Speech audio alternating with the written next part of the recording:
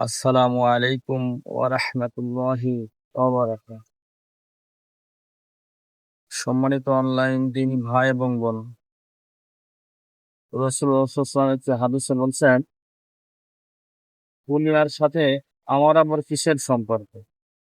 দুনিয়াতে আমি আছি তো একজন পথিকের ন্যায়।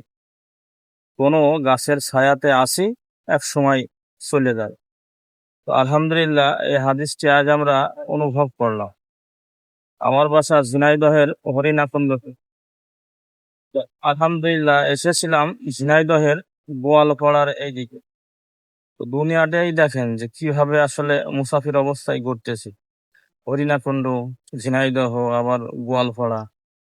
তো এইভাবে স্থানান্তর করতে হবে আমরা যেন দুনিয়াতে স্থায়িত্ব না মনে করি। দুনিয়া এইভাবেই মুসাফির অবস্থায় পরলোক গমন করতে হবে।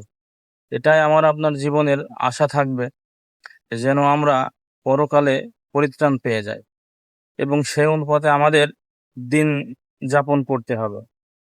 তাহলে আমরা পরকালে সফলকাম হতে পারবো। রব্বুল আলামিন তুমি আমাদের সকলকেই কবুল করে নাও।